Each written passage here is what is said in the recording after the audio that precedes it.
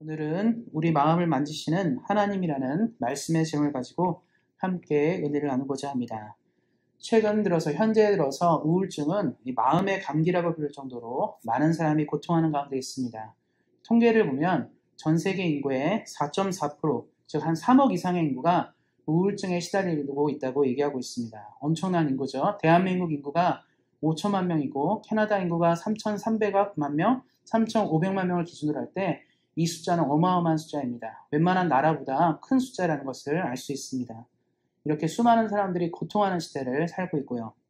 그리고 요즘같이 코로나가 발생하고 이런 것 때문에 코로나 우울증도 있고, 또 여성분들은 산후 우울증도 있고, 또 어린이나 청소년들도 여러 우울증에 시달리기도 하고, 각가지 날씨가 바뀜에 따라 또 우울증을 경험하기도 하고, 환경이나 계절 여러 가지 모양으로 많은 사람들이 우울함을 겪습니다. 그래서 고민하고 공부하는 사람들은 그럼 우울증의 근원이 뭘까? 왜 이러한 우울증들이 우리에게 나오고 왜 이런 일들이 발생할까를 연구해보면 대체로 가장 큰 원인은 이 상실과 관계됐다고 하더라고요. 무언가를 잃었을 때 어떠한 것을 성취하고 그 성취한 것들이 사라지기 시작했을 때 많은 사람들이 우울증을 겪는다고 얘기하고 있습니다. 사실 근데 성경에 수많은 인물들이 이 우울증과의 싸움이 있었고 우울증으로 인해서 고통을 많이 겪었습니다. 그 중에 한 사람이 이제 엘리야인데요. 엘리야가 큰 깊은 우울증에 빠졌었고 고통하는 가운데 있었지만 심지어 이제 말씀을 보면 그는 자살하고 싶어 했어요. 죽고 싶을 정도로 아주 힘들었지만 하나님이 이 사람을 어떻게 이끌어낸지가 오늘 말씀에 있습니다. 그래서 우리 사랑하는 성도님들이 인생을 살면서 우울증 같은 어려움에 시달리지 않는 것이 제일 좋은 일이고요. 또 우울증이 만약에 들어왔다 하더라도 극복하는 일이 참 중요합니다. 그리고 또 무엇보다도 주변에 마음의 상처와 고통이 있는 사람들을 어떻게 위로하는지도 굉장히 중요합니다. 그래서 말씀을 통해서 사람을 좀 위로하고 격려하는 하나님의 은혜를 만나시기를 예수님의 이름으로 축원드립니다. 19장 전에 이제 18장은 우리가 잘 알고 있는 엘리야가 갈멜산에서 어떤 일이 있었는지를 보여주는 내용들입니다. 엘리야와 갈멜산은 아마 교회 다니시면서 아마 많이 설교를 들으셨을 겁니다. 엘리야가 바알 아세라 선지자 850명과 제단을 만들고 그 제단 가운데서 누가 응답하는 신인지를 보자고 한 거죠. 그래서 하나님이 응답하시거나 아니면 바알의 선지자, 아세라 선지자의 신들이 응답하는지를 대결했습니다. 그 대결 방법은 뭐냐면 제단을 만들어요. 하나는 이제 하나님을 향한 제단이고 하나는 바알과 아세라 제단을 만들고 거기에다가 이제 소를 한 마리씩 잡아가지고 올립니다. 그리고 소를 각을 떠가지고 제사를 드리려는데 보통 이제 유대인들이라든가 당시 시대의 제사는 재물을 올리고 불을 태웠습니다. 근데 불을 태우는 것은 뭐냐면 거룩한 불을 자기들이 만들어서 재물에 이제 불기를 놓는 거예요. 그래서 불이 타면 신이 이걸 기뻐한다는 마음으로 제사를 드렸습니다. 그런데 그때 엘리야가 어떤 제안을 하게 되냐면 이왕 이 제사를 드리는 거 신이 진짜 있다면 우리가 불을 만들지 말자. 우리가 불을 내가지고 불 붙이지 말고 진짜 신이 있다면 불을 내리는 신이 진짜 아니겠느냐. 그래가지고 제안을 합니다. 바알 선지자들에게 제안을 해요. 내가 하나님을 믿는 것이 우리가 하나님 믿는 것이 진짜면 하나님이 불을 내릴 거고 바알이 진짜면 바알이 불을 내리지 않겠냐 해서 똑같이 제단을 만들고 시작을 합니다. 그런데 이제 바알 선지자가 먼저 불을 달라고 기도했어요. 바알 신에게 계속 기도를 했죠. 성경을 보면 뭐라고 나와 있냐면 시간이 지나도 이제 불이 안 떨어지니까 자해를 했다고 그래요. 이 바알 선지자들이 자기들 몸에 상처를 내가지고 피를 내면서 바알 신께 기도한 거죠. 불을 내려달라고. 하루 종일 해도 불이 오지 않았습니다. 그래서 실패를 했어요. 근데 이제 엘리야 차례가 됐는데 엘리야가 어떻게 했냐면 진짜 신이라면 불을 내릴 건데 엘리야는 그 제단에 이제 소를 올렸잖아요. 각을 뜬 소에다가 물을 들이붓습니다. 물을 들이부어가지고 물이 묻은 재물이 불이 안 붙잖아요. 사실 우리도 그렇잖아요. 불이 나면 물로 끄는 것처럼. 근데 그 재물에다가 물을 계속 부었어요. 차고 넘치도록. 그리고 엘리야가 기도하기 시작했습니다. 하나님이시면 응답해 주십시오. 이 제단이 탈 수 있도록 불이 불붙을 수 있도록 응답해달라고 기도했는데 엘리야의 기도 이후에 하늘에서 불이 떨어져서 제단을 불사르는 역사가 생깁니다. 그리고 당시에 이 제사를 지켜갔던 수많은 사람들은 엘리야가 믿는 하나님이 진짜 하나님인 것을 알게 되고 그때 이제 백성들이 당시 그 예배에 참여했던 제사에 참여했던 바알 아세라 선지자 850명을 한꺼번에 죽입니다. 그런 다음에 생기는 일이었어요. 우리가 삶을 살면서 어떤 좋은 일이 생기고 괜찮은 일이 생겼을 때 굉장히 성취감 있죠. 그런데 지금 말씀을 보면 1절부터 이제 진행된 내용을 보면 갈멜산의 큰 승리 이후에 이세벨이 분노를 하게 됩니다. 그러니까 아합의 부인인데 이세벨이 자기 선지자가 다 죽은 거예요. 이 사람이 자기가 바알 신을 섬겼는데 엘리야로 말미암아 850명이나 되는 그 선지자들이 다 죽게 되면서 극도로 분노하게 되면서 내가 엘리야를 죽이겠다는 내용들이 나옵니다. 근데 이걸 보면 우리가 뭔가 큰 성취를 얻었는데 그 이후에 큰 어려움을 겪게 되는 것을 볼 수 있습니다. 2002년도에 이제 월드컵 우리 다 보신 적이 있을 텐데 그때 우리가 이제 16강전에서 한국이랑 이탈리아가 경기를 했습니다. 그때 이탈리아 경기 때 연장전에서 안정환 선수가 골든골을 집어넣으면서 한국이 8강에 올라가고 이탈리아가 떨어지게 됐습니다. 그럼 우리가 볼 때 안정환 선수는 앞으로도 승승장구를 해야 되고 더 큰 무대에서 운동을 해야 될 것 같은데 당시 이탈리아 사람들이 이탈리아를 떨어뜨렸다는 이유로 이탈리아 프로리그에서 활동하던 안정환이 이제 입국하는 것도 싫어하고 뭐 죽이겠다, 없애겠다 이런 말도 나오기 시작했어요. 그래서 그 이후에 안정환 선수가 사실은 선수 생활이 평탄치 못했습니다. 이탈리아에 가서 활동 더 하고 더 큰 무대로 가야 되는데 팀도 잡지 못하고 축구하는데 어려움을 많이 겪었다고 하더라고요. 우리가 볼 때 큰 성취를 한 거잖아요. 정말 한국같이 조그만 나라에서 축구 강국이 아닌데 월드컵 8강에 올라가고 4강에 올라가고 큰 업적을 이뤘는데 오히려 안정환 선수는 월드컵 이후에 선수 생활이 더 힘들었다라고 고백하는 내용을 보게 되었습니다. 그때 사람이 겪는 건 뭐냐면 상실감이에요. 내가 정말 잘했는데 내가 정말 훌륭하게 뛰어나게 일을 잘 치렀는데 결과가 좋지 못하거나 어려움을 겪을 때가 있습니다. 그때 우리는 대부분 우울감을 느껴요. 어려움을 겪는 것이죠. 근데 엘리야가 똑같은 상황을 맞이한 겁니다. 영적인 능력으로 하늘에서 불이 떨어졌어요. 얼마나 대단합니까? 하나님의 은혜를 경험했고 큰 체험을 했는데 그 이후에 삶이 더 나아진 게 아니에요. 주님을 만나고 하나님의 은혜를 만났지만 오히려 어려움을 겪게 되었습니다. 그래서 사실 그 성경이 그래서 말해주고 있는 것은 우리가 어떤 큰 승리를 거뒀다고 해서 계속 승승장구하는 것도 아니고요. 또 크게 망했다고 해서 또 계속 어려움을 겪는 것도 아닌 것을 볼 수 있습니다. 그래서 우리가 이 말씀을 통해서 봐야 되는 것은 하나님이 모든 것을 주관하고 역사하시는 가운데 사실 우리는 아무것도 아니라는 거예요. 엘리야가 참 대단하고 훌륭한 인물이었지만 결국 그도 자기의 목숨을 노리는 이 사람 앞에서 아주 약했던 사람인 것을 볼 수 있습니다. 그래 엘리야가 여기서 마음의 상실감이 너무 컸어요. 내가 아무리 하나님을 잘 믿어도 내가 하나님을 아무리 잘 섬겨도 좋은 결과가 오지 않을 수도 있다는 생각에 그는 깊은 상실감에 빠지고 포기하는 지경까지 이르게 됩니다. 그래서 그가 이제 도망가는 점이 나오는데 로뎀나무의 엘리야라는 제목을 정했는데요. 두 번째 파트는 도망을 가게 돼요. 3절 말씀에 보면 이런 말이 있습니다. 그가 이 형편을 보고 일어나 자기의 생명을 위해 도망하여라고 얘기하고 있어요. 지금 자기 목숨을 괴롭히는 노리는 이세벨 때문에 이걸 보니까 이제 북이스라엘 사람이거든요. 엘리야가 북이스라엘에서 활동했는데 북이스라엘에 있다가는 죽을 것 같다는 생각이 들었습니다. 현대사회도 그렇죠. 요즘에 이제 아프가니스탄 문제가 생기면서 많은 사람들이 어떻게 했죠? 아프가니스탄을 도와줬던 나라들 있잖아요.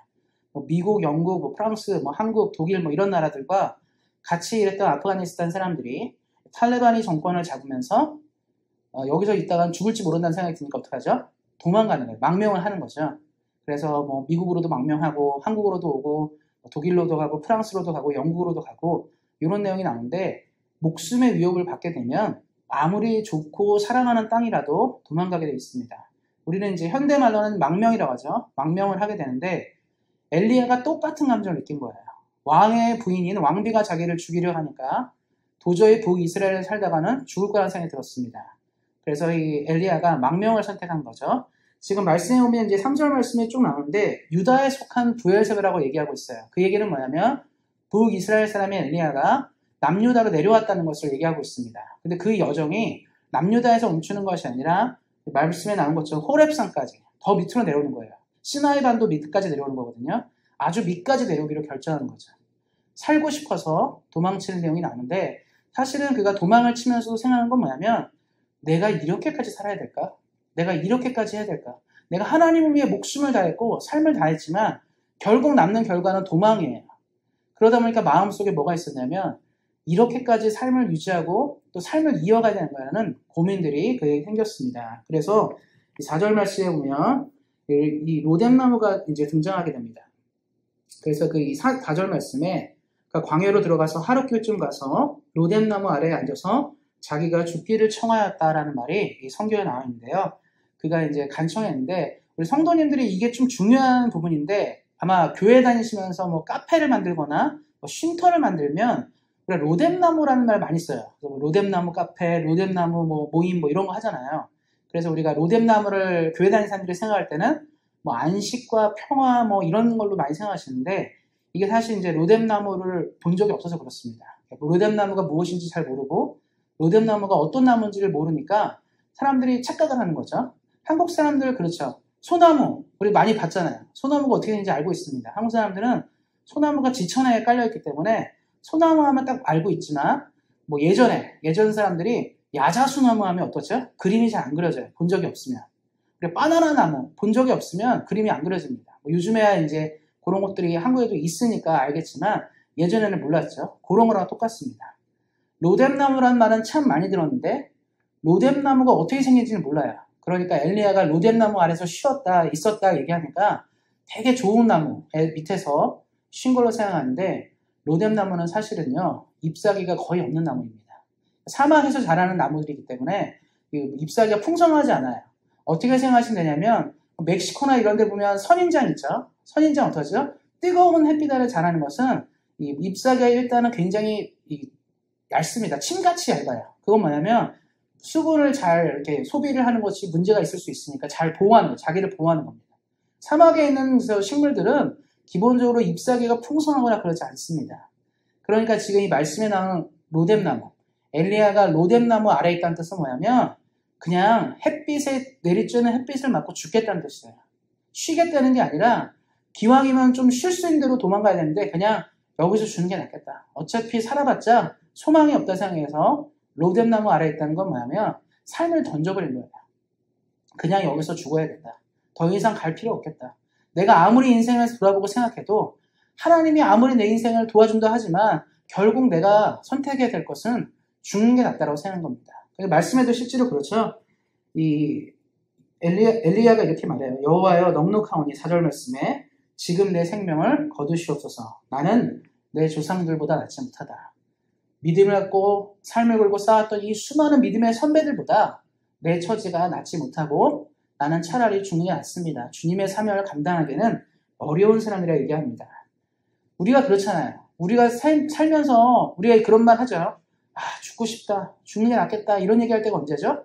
지금 진짜 죽는 게 나은 거예요. 사는 게 너무 힘들고 어려우니까 살아서 뭐 하느냐 이런 생각할 때가 있습니다. 이 땅을 사는 많은 사람들이 그래요. 너무 힘드니까 돌파할 길이 안 보이니까 죽는 게 차라리 낫다고 생각할 때 있죠. 로뎀나무 아래에 있는 엘리야가 그랬어요. 생명을 부지하고 살아가느니 차라리 죽는 게 마음이 편하겠다. 그런데 어때요? 기독교인이잖아요. 하나님 믿는 사람이니까 자살할 수는 없잖아요. 그러니까 하나님 죽여주세요. 죽으면 천국 가는데 내가 직접 죽고 싶진 않은 거죠. 그래서 그렇게 절박한 상황인데 기도하고 있습니다. 그래서 우리가 신앙생활 할 때 로뎀나무 아래에 있다는 건 뭐냐면 마지막까지 갔다는 뜻이에요.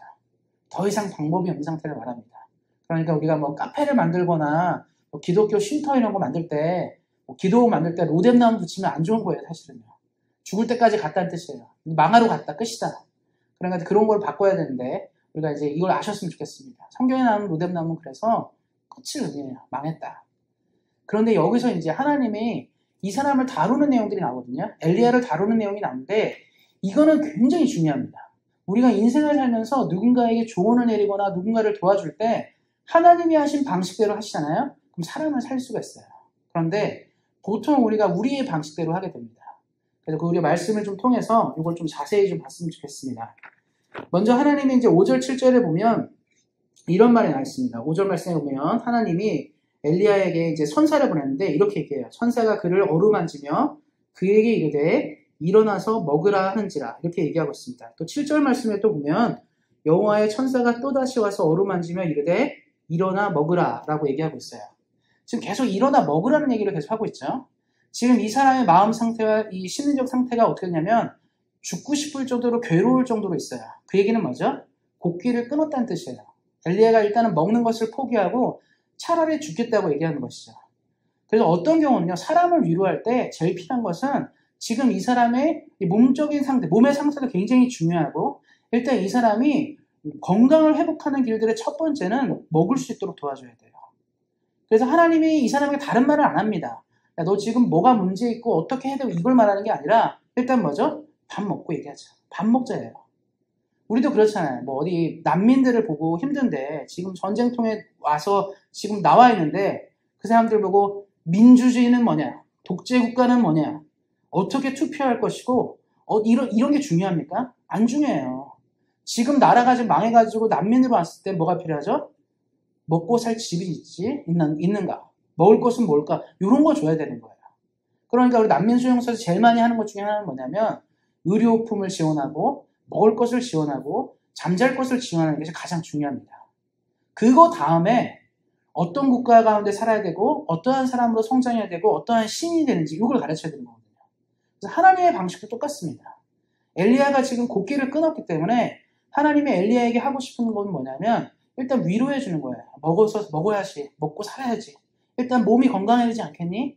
뭐 너가 몸이 건강해야지 그 다음도 볼 수 있지 않겠니라고 얘기하는 거죠. 그래서 계속 얘기해보면 일어나 먹으래요. 일어나서 먹는 것이 중요하고 하나님이 챙겨주는 거죠. 그래서 우리가 누군가 힘들고 어려울 때는요. 같이 밥 먹어주고 같이 식사해주고 이런 게 굉장히 중요합니다. 그 사람을 위로하는 첫 번째 일이에요.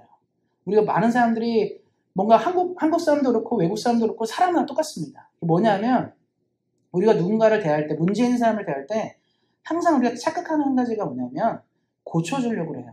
고쳐주는 게 중요하다 생각해서. 우리 그렇잖아요. 누가 뭐 문제가 있다, 뭔가 뭐 일이 있다면 우리가 제일 먼저 하는 게 뭐냐면 수정해주고 싶어요. 이렇게 살면 괜찮은데, 저렇게 살면 괜찮은데라는 말을 굉장히 많이 합니다.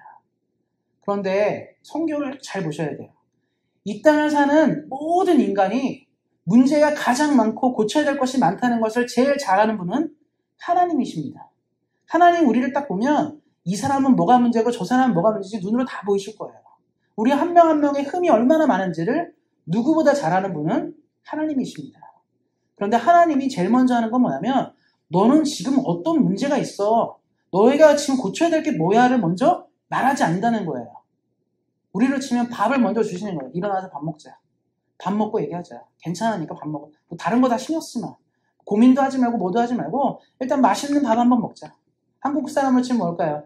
뭐 맛있는 밥에 된장찌개, 김치찌개 넣고 불고기도 넣고 이렇게 먹자는 거예요. 다른 거 얘기하지 않는 거죠. 목적이 있지 않습니다. 성경을 보면 목적이 있지 않아요. 뭐 밥 먹고 뭐 하고 이런 게 아니라 지금 일단 밥을 먹자. 하나님이 우리를 대하는 첫 번째 방식은 그래서 문제를 보고 뭐를 지적하는 게 아니라 밥을 먹자. 이겁니다. 우리 사랑하는 성도님들이 배우셨으면 좋겠어요. 우리가 누가 힘들고 어려울 때 제일 필요한 건 뭐냐면 함께 숟가락 한번 떠주는 거, 함께 만나는 거, 그리고 뭐 따뜻하게 얘기해 주는 거예요. 괜찮다. 차 한잔 마셔주고 이런 게 필요한 겁니다. 엘리야가 하나님의 이러한 도움을 잊고 힘을 내기 시작합니다. 그래서 그 다음에 이제 일어나게 되는데 말씀해 보면 이제 엘리야가 먹고 마시고 음식물을 힘에 입어서 이제 계속 밑으로 내려가는 장면이 나오는데 그 다음도 중요합니다. 이제 9절 13절에 동일하게 얘기하는 게 있는데요. 9절 말씀에 보면 뭐라고 얘기하냐면 하나님이 엘리야야 네가 어찌하여 여기 있느냐라는 말이 나와 있습니다. 또 13절 말씀에도 보면 하나님이 엘리야야 네가 어찌하여 여기 있느냐 이 두 말이 나오는데 이것도 또 중요한 표현인데요. 하나님은요 일단 엘리야에게 듣고 싶어요. 항상 인간은 우리 같은 사람들은요 말하고 싶습니다. 야 너 이거 고쳐야 돼. 이게 문제라고 얘기하는데 하나님은 먼저 물어봐요. 너 왜 여기 있지? 너 왜 지금 여기 있니? 이게 다른 말로 하면 힘든 게 뭐니? 말하고 싶은 것은 다 얘기해. 너가 지금 뭐가 고민이고 뭐가 걱정인지를 얘기해달라는 거지. 대화의 기술 중에 가장 중요한 게 뭐냐면 그 사람이 왜 힘든지를 들으려고 해야 돼요, 사실. 근데 우리가 대화할 때 잘 안 되는 것 중에 하나는 뭐냐면 먼저 이미 생각을 다 하고 있어요. 얘가 이게 문제고 저게 문제니까 내가 이렇게 얘기해줘야겠다. 이런 조언을 내려서 이 사람을 고쳐줘야겠다가 먼저기 때문에 대화가 안 되는 겁니다. 대화를 할 때 가장 필요한 게 뭐죠? 충분히 들어야 돼요. 심지어는 내 온몸에 뭐가 가득한 걸 다 끄집어 내서 내가 마음이 상할 정도의 말을 한다 하더라도 전부 들을 수 있어야 됩니다. 왜냐하면 엘리야가 지금 하나님께 호소하는 게 뭐냐면 나처럼 믿음 생활하는 사람이 없다. 내가 이 북이스라엘이 다 우상 숭배할 때 나는 목숨 걸고 하나님을 믿었는데 지금 하나님 뭐 하시는 거냐 그런 뜻이에요. 내가 지금 북이스라엘 사람들이 하나님 다 안 믿고 할 때 내가 혼자서 혈혈단신으로 바알과 아세라랑 싸웠고 혈혈단신으로 믿음 지키기에 목숨을 걸고 싸웠는데 하나님 지금 뭐 하십니까? 하나님 지금 뭐 하시는 겁니까? 라고 그가 지금 계속 얘기하고 있어요. 나 혼자만 있다. 나만 이렇게 산다. 우리 억울할 때 그거잖아요. 나만 열심히 살고 나만 애쓰고 있는데 아무도 못 알아주는 거거든요. 지금 엘리야가 그거예요. 내가 이렇게 열심히 살았는데 하나님 뭐 하시는 거냐. 그런 얘기를 합니다. 하나님 입장에서 어떻게 돼요? 화 나실 수 있죠.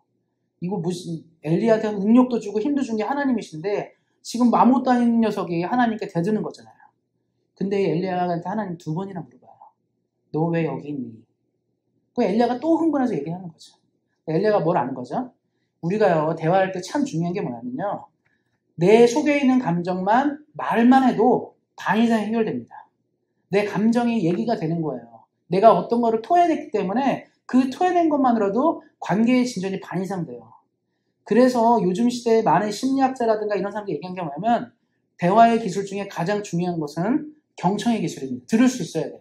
많이 듣는 사람이 에게 얘기하게 되는 거죠. 그래서 우리 상담하시는 분들이라든가 뭐 이런 분들 방송에 나와서 제일 많이 하는 게 뭐죠?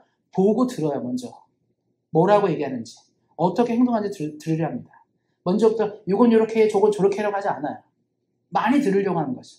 하나님의 기술입니다. 그래, 너 하고 싶은 대로 다 얘기해. 엘리야가 그러니까 다 얘기해요. 나 혼자만 싸웠다. 나 혼자만 믿음 생활했다. 요즘 시험 다른 사람들은 막 먹고 즐기고 놀 때도 나는 하나님만 열심히 섬겼는데 내가 하나님 위해 목숨 걸고 다 했는데 왜 이렇게 내 인생이 힘듭니까? 내가 뭐 딴짓했습니까? 말씀 읽고 기도하고 교회 열심히 다니고 이거밖에 없는데요. 엘리야가 지금 그 얘기 하는 거거든요. 그러니까 하나님 어떻게 하죠? 이해하는 거예요. 그럼 언더스탠드 하는 거예요. 이해한다. 그래, 네가 많이 힘들었겠구나. 네가 많이 힘들었겠구나 듣는 거죠. 그러니까 엘리야가 어떻게 하죠? 감정이 좀 많이 가라앉게 되는 거예요. 그가 고통하고 어려웠던 것들을 하나님이 듣기 위해 있었습니다.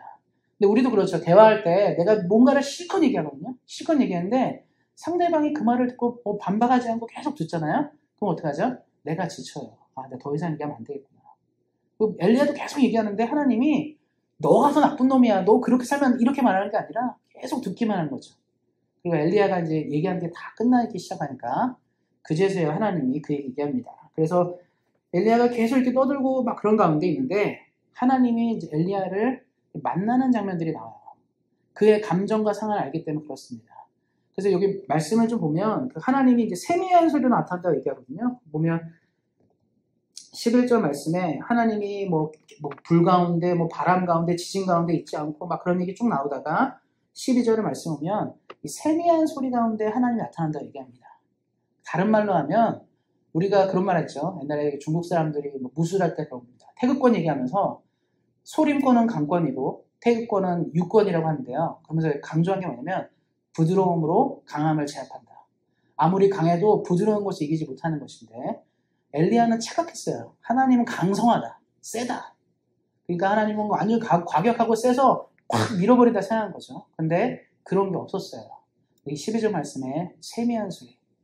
하나님은 기본적으로 우리랑 관계하실 때 뭐 이게 뭐 선생님 아주 강한 뭐 독지자처럼 이런 게 아니라 우리랑 얘기하고 싶어하는 걸 아는 거죠. 세미한 소리로 말하는 거예요. 그러니까 엘리야를 만나는 하나님은 엘리야의 감정과 상황들을 충분히 이해하시는 거죠. 그래서 엘리야가 알게 됩니다. 아, 하나님이 내가 그동안 알고 있던 하나님과 다르다는 것을 알게 되는 것이죠. 근데 여기가 중요한 건 뭐냐면 하나님은 여기서 멈추지 않고 그러면 이 사람이랑 충분히 얘기를 했잖아요. 그럼 엘리야가 지금 뭐가 필요한지를 아시는 거예요. 그래서 믿음의 사람들은요. 하나님의 필요를 알고 이 사람의 필요를 알고 하나님의 조언을 내릴 수 있어야 돼요. 세상 사람들은 심리학에 의존해서 어떤 기술에 의존해서 결론을 얘기해 줍니다. 지금 이 사람이 이렇게 행동한 이것 때문이야 이렇게 얘기하거든요. 근데 영적인 사람들은 그게 아니라 하나님이 이 한 영혼을 바라보는 것을 보는 것이죠. 엘리야가 지금 나만 힘듭니다. 내가 왜 이렇게 힘들어야 될까로 얘기하는 이 다른 말로 하면 뭐냐면 다른 말은 여기에 뭐가 있냐면 외롭다는 뜻이에요. 내가 주님의 일을 함께할 동역자 한 명만 있어도 내가 할 수 있을 텐데 지금 그런 동역자가 없으니까 내가 너무 힘듭니다라고 얘기하는 거예요. 내가 하나님 말씀 지키고 살고 싶은데 나도 예수님 얘기를 누구랑도 얘기하고 싶고 하나님 나라 얘기 누구랑도 하고 싶은데 없는 거예요. 그게 너무 힘들어서 이 사람이 우울증에 왔고 고통에 시달리고 있을 때 하나님은 그의 필요를 분명히 보십니다. 그래서 우리 영적인 사람이 되는 건 뭐냐면 우리 영적이잖아요. 하나님의 성령이 충만한 사람은 상대방이 뭘 필요한지를 눈으로 볼 수 있는 거죠. 하나님은 그래서 엘리야를 도와주시는데 뭐라고 얘기냐면 뒷부분이죠. 15절부터 이제 18절까지 내용들을 딱 보면 엘리야가 고민한 것은 과연 이 시대에 정의가 있을까? 하나님을 믿는 이 열정이 내가 있지만 과연 하나님의 나라가 성취될 것인가에 대한 고민이 있을 때 하나님이 얘기하시는 게 뭐냐면 내가 이 시대를 위해서 충분하게 준비를 했다는 걸 보여줍니다. 그래서 15절에는 아람의 왕이 누가 될 것인지를 가르쳐 주시고 16절에는 바로 북이스라엘의 새로운 정권이 들어올 것을 얘기합니다. 그리고 엘리야의 뒤를 이어 엘리사라는 훌륭한 걸출한 선지자의 등장까지 얘기하게 됩니다. 여기서 끝난 게 아니에요. 마지막에 이제 뭐라고 얘기하고 있냐면 18절에 너 지금 혼자 믿는다고 하지? 북이스라엘은 너 말고도 7,000명이나 되는 사람이 이미 믿음을 가지고 싸우고 있다는 걸 말해줍니다. 다른 말로 하면 하나님의 위로는 답을 줘요. 엘리야가 듣고 싶은 게 뭐냐면 하나님 나 혼자가 아닙니까? 나 혼자만 믿는 거 아닙니까? 라고 얘기할 때 하나님에게 듣고 싶은 건 뭐냐면 너 혼자가 아니야 라고 듣고 싶은 거거든요. 너 혼자 아니다. 그런데 하나님 뭐라고 말씀하시죠? 북이스라엘에 무릎을 꿇지 않는 7,000명의 사람이 있다. 다른 말로 하면 엘리야 너 지금 혼자 믿는다고 말하지만 이미 북이스라엘은 너 말고도 7,000명이나 되는 사람이 있다는 뜻을 얘기합니다. 근데 우리가 그러면 7,000명이면 정말 숫자로 한 명부터 7,000명이니까 이렇게 생각할 수 있죠. 성경을 읽으실 때 비밀이 한 가지가 있습니다. 성경이 12, 7 뭐 이런 숫자를 쓸 때가 있어요. 특별히 7은 완전수를 말합니다. 세상이 7일 만에 만들어졌죠. 창조가 완전하다는 뜻이거든요. 7이 완전수를 얘기하게 돼요. 나중에 이제 요한계시록 보면 14만 4천 명 막 이게 나오잖아요. 그게 이제 숫자가 곱해지고 뭐 이런 거랑 관계된 겁니다. 그러니까 이제 성경에 나오는 이 숫자들은 그런 의미가 있는데 지금 하나님이 엘리야한테 7천을 얘기했다는 뜻은 무엇이냐면 바로 완벽한 숫자. 하나님을 믿는 숫자가 아직도 충분하게 북이스라엘에 있다는 뜻입니다. 그래서 엘리야가 다시 한번 일어나요. 하나님의 나라와 말씀을 증거하고 주의 사역을 위해 다시 한번 일어나게 됩니다. 제 말씀을 좀 정리하고 싶습니다. 우리 사랑하는 성도님들이 이 땅을 사실 때 저는 제일 중요한 것은 마음의 질병이 없으셔야 돼요. 그게 제일 좋은 일입니다. 마음의 질병이 없이 언제나 주님과 함께 하나님과 함께 늘 승리하시며 사시기를 예수님의 이름으로 축원드립니다. 그런데 혹 마음의 질병이 생긴다 하더라도 하나님이 이렇게 우리를 돌보신 걸 기억하시고 힘들고 어려워도 어디로 가셔야 된다? 하나님께 호소하셔야 돼요. 엘리야가 잘한 한 가지는 뭐냐면 하나님 죽겠습니다라고 말했던 거 잘한 거거든요. 힘들고 어려우시더라도 예배 나오고 교회 나오고 이걸 포기하시면 안 돼요. 은혜의 자리를 포기하는 순간 우리는 은혜를 얻지 못합니다. 그래서 아주 마음이 괴롭고 힘들어도 정말 마음이 쓰라리고 죽을 것 같아 하더라도 어디서? 교회, 하나님의 말씀 이런 곳으로 나오셔야 돼요. 그것이 큰 믿음입니다. 그리고 또 주변에 있죠. 나는 괜찮아요. 나도 괜찮고 내 삶이 괜찮은데 우리 주변에 가족이라든가 친구들이라든가 이웃들이 이런 고통을 겪는 사람 있잖아요. 기억하셔야 돼요. 제일 먼저 할 일은 같이 밥 한 번 먹고 같이 차 한 번 마시는 게 출발이 됩니다. 별게 아니에요. 뭐 특별한 게 아니라 같이 맛있는 거 한 번 먹고 같이 차 한 잔 마시는 게 출발입니다. 그리고 그 다음 뭐죠? 들을 수 있어야 돼요. 뭐가 그렇게 괴로운지를 그 사람이 얘기하는 것들 다 들을 수 있는 자세가 돼야 됩니다. 그래서 말보다 귀가 더 훨씬 빨라야 돼요. 귀가 열려서 들을 수 있어야 됩니다. 그리고 제일 중요한 건 도와줘야 되잖아요. 그런데 인간적인 마음으로 도와주려면 안 되고 항상 기도하셔야 돼요. 하나님의 영적인 것으로 사람을 도울 때만 완벽하게 도울 수 있습니다. 사람의 조언이 아닌 영적인 하나님의 능력으로 조언을 할 수 있어야 돼요. 엘리야가 굉장히 우울해서 죽기를 각오했던 이 사람이 나중에 다시 한번 일어나서 하나님의 마지막 사역을 완수하고 그가 하늘에 승천하게 되는 역사가 있습니다. 그 이면에는 하나님이 바로 엘리야를 완벽하게 회복시켰다는 것을 말하게 됩니다. 우리 사랑하는 성도님들이 비록 지금 로뎀나무 아래서 고통한다 할지라도 하나님은 우리의 삶을 건져내십니다. 그것들을 기억하시고 말씀을 기억하시고 우리 삶에 큰 은혜와 능력을 주시는 하나님 앞에 늘 전진하며 나가시는 우리 사랑하는 운산교회 성도님들 되시기를 예수님의 이름으로 축원드립니다. 기도하겠습니다. 하나님 감사합니다. 우리에게 은혜를 허락하시고 소망을 허락하신 하나님께 감사를 드립니다. 이 땅을 살아갈 때 우리의 마음과 생각이 원하는 대로 흘러가지 않을 때가 있으며 우리가 생각하고 고민하는 것들이 우리 뜻대로 이루어지지 않을 때가 있습니다. 우리는 열심히 하고 애썼지만 속상할 때 있고 상할 때 있습니다. 그럴 때마다 우리가 할 수 있는 고백들은 어찌하여 이런 일이 생겼는지를 외치게 되고 고민하게 됩니다. 하나님 그럴 때마다 우리 사랑하는 성도님들 또 우리 살아가는 성도님들의 삶들을 기억하여 주시고 언제나 찾아와 주셔서 말씀의 능력과 은혜로 위로하여 주시고 이 땅을 다시 한번 살아갈 수 있는 힘과 용기를 주기를 기도합니다. 또한 우리가 다른 사람에게 그러한 은혜와 사랑을 전할 수 있는 사람 되게 하시고 하나님의 능력을 보여줄 수 있는 우리 모두 될 수 있도록 함께 하시기를 기도합니다. 온생한 교회를 통하여 큰 역사 은혜를 이루시고 우리 사랑하는 성도님들의 한 명 한 명의 삶을 통해 하나님의 나라를 이루실 하나님을 찬양합니다. 감사드리고 우리 주 예수 그리스도의 이름으로 기도하였습니다. 아멘.